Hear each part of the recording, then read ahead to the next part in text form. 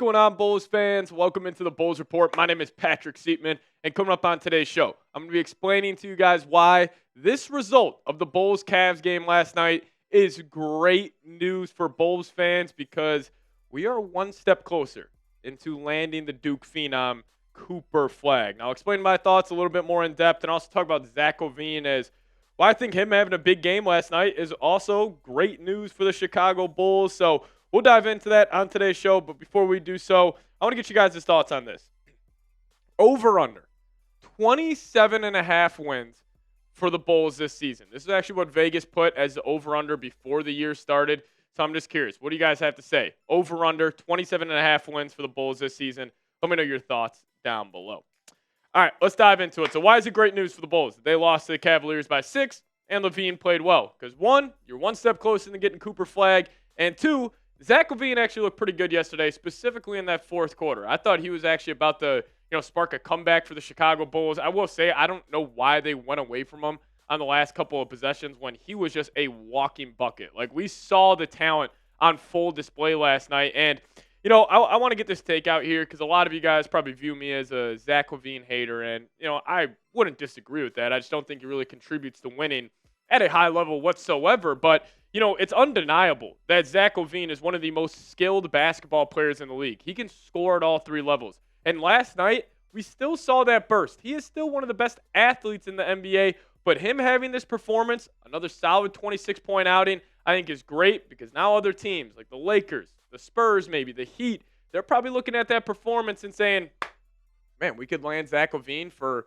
possibly damn near nothing. Obviously, his contract does come into play, and the Bulls do have that 15% trade kicker that they would have to pay every single year, which is, really not the most ideal situation. But, shout out to LaVine. He looked good yesterday, and it's really one of those things where if the Bulls' timeline matched up better with, LaVine right now, I would be more open to keeping him on this team. But I will say it will be organizational malpractice if they do not trade him at the deadline and they for some reason think, oh, when LaVine's in the lineup, we got a pretty good record. That cannot happen. You need to trade him at the deadline. And another guy you need to trade, Nikola Vucevic. Nikola Vucevic yesterday, he looked good in certain spots, but again, he is still such a liability defensively. But again, I could see a team like the Warriors maybe being interested because he only has one more year left on his contract. It's expiring after this one. So, maybe a low-risk, high-reward move for another team trading for Vooch, or even a team like maybe the New York Knicks. They have a center issue if Mitchell Robinson doesn't get healthy. So, honestly, if I had and here's kind of my take around it. If I had to kind of come up with an ideal Bulls script for the entire season, talking about a game-to-game basis, it would be the one last night because the Bulls, they competed. They played hard. LaVine upped his trade value. Vooch upped his trade value. And even a guy like Kobe White, I thought he looked pretty good, even though he wasn't, too efficient last night. I would still take this performance any day of the week from Kobe, but you still lost that game. I understand. I do not want to root for losses. I hate doing it, but that's kind of the position I'm at right now as a Bulls fan because if you don't get your pick for next season, you don't land that first rounder in an absolute stat class. Like, it's not just Cooper Flagg. It's Ace Bailey at Rutgers. Nolan Traore, point guard coming overseas from France. He's a stud. Even Ron Harper's kid, Dylan Harper, he's a great prospect in the NBA. Or even the big man on Duke. Like, there are about 5 to 6 prospects who, maybe they aren't all, franchise altering like I think Cooper Flagg is, but they could still be all-stars in the NBA. And if the Bulls, for somehow they get in the play-in and they don't get their own top 10 pick next season, it will be an absolute disaster of a year because you just put this rebuild back a whole other season. But I think we're really going to have a good chance at landing Cooper Flagg. I don't think this Bulls team is going to win more than 25 games this year, especially once they do trade Vooch and LaVine. One gripe, though, and I also will get you guys a hot take around Josh Giddy around the corner. I don't get it. I don't get why another game, Modest Buzelis plays 4 minutes. Like, I am so sick and tired of watching Dalen Terry get around 20 minutes a night when you have the 11th pick overall in the draft just sitting on the bench. Send him to the G League. That will help him develop more. But him just around this Bulls team, just getting in there 4 minutes a game, that is doing nothing for him. And, I don't mean to turn this back on LaVine and Vooch, but I was just watching the game yesterday, and Modest, he's a great teammate on the bench. He's always clapping. He's always cheering on his guys. But I just honestly don't want him around the losing stench of LaVine and Vooch. I know that's a complete hater take, but I think everybody, to some extent, is a product of their own environment. And if Buzelis is hanging around LaVine and Vooch a little too much, I'm not the biggest fan of that. So I'm really hoping the Bulls are able to trade, both those guys, honestly, before the deadline. I think the sooner the better here. And, if this was the Bulls' plan all along of just playing LaVine and Vooch, having them, have the highest usage rates on the team just to up their trade value and ship them, it's kind of going perfectly so far this season. Like, you're 4-7. You're not going to sniff the play-in tournament, hopefully.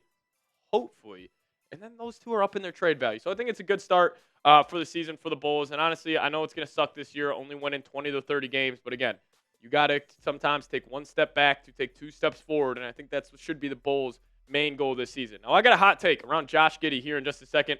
But first off, I do want to tell you guys about today's presenting sponsor, and that is PrizePicks. If you guys download the PrizePicks app today and sign up today and use promo code CLNS, you guys will get $50 instantly. You heard that right. $50 instantly when you play your first $5 lineup. And the best part is you don't even need to win to receive the $50 bonus.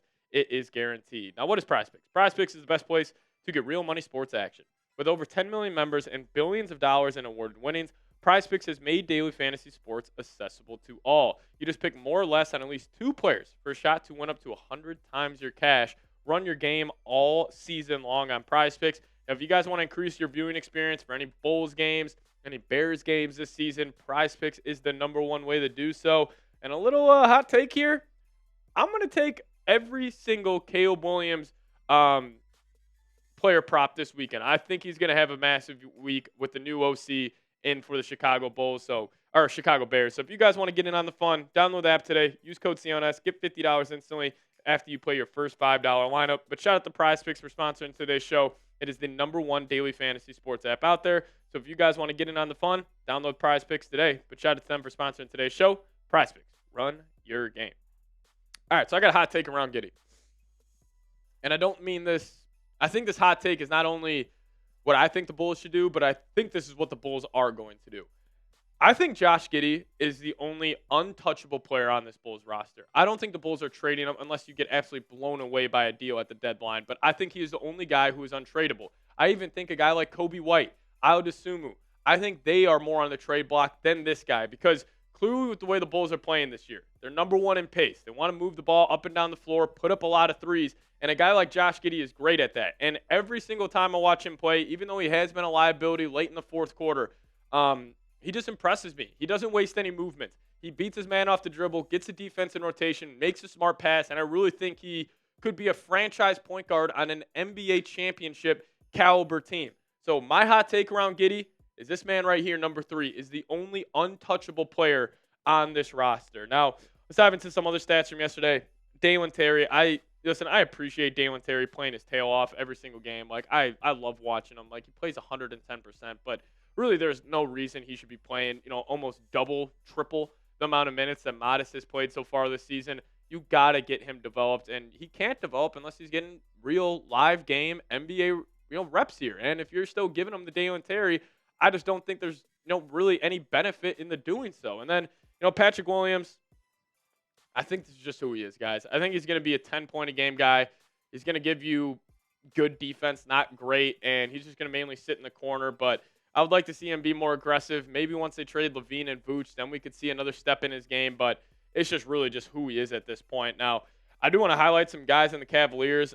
Donovan Mitchell cooked the Bulls again last night. Every single time Mitchell plays against the Bulls, he has a good performance, but 36 points again. Another take I have, the Bulls will allow a 70-point scorer this season. With how fast they play and how bad they are defensively, some player, I don't know who it is. I'm not going to call that guy yet, but somebody would drop 70 points on the Bulls this season. That's how bad they are defensively. And, talk about an organization that knows how to develop guys. I mean, Evan Mobley. Cavs are patient with him. They played him a lot. They got him playoff reps. Got him playoff experience, and he looks the part, man. He's going to be an all-star in this league one day. He looks very good, and also another guy they developed, something Bulls can't do, developing guards to get him to an all-star level. Darius Garland's a stud. I liked him coming out of Vandy, and he is a true point guard, but I also think he's like the perfect modern-day guy. Like, I'm a big fan of his game, and honestly, the Cavs, obviously they're 12-0 here, but I think they're a real contender in the Eastern Conference. I don't think they would beat Boston in a 7-game series, but I think they're legit. I think right now, regular season games, obviously they don't matter a whole lot in the NBA, but I'd probably put them as the second best team. As, funny enough, the East, how bad it is right now. I hate saying this, but the Bulls, if the season ended today, guess where the Bulls would be for the third straight year? The 9th seed. It's just embarrassing what is going on in Chicago. Like, Chicago deserves better. You guys deserve better. And I just hope you guys, don't take me rooting for Bulls losses as I'm not being a Bulls fan. I'm just thinking about the future because there is no future this year. Like, your max potential is a play-in tournament appearance where you will most likely lose and be the 9th seed once again for the third straight season. That's the worst spot to be in the NBA. Stuck in purgatory. Not good enough to go get a guy, or not bad enough to not go get a guy like Cooper Flagg, but also not good enough to compete for championships. It's the worst spot to be. So that's kind of my take. Honestly, I thought last night was a great day to be a Bulls fan because, again, one step back, take 2 steps forward. I will preach that all season long. But if you guys made it to the end of today's show, give me a real one down below in the comment section. See you guys next time. Go Bulls.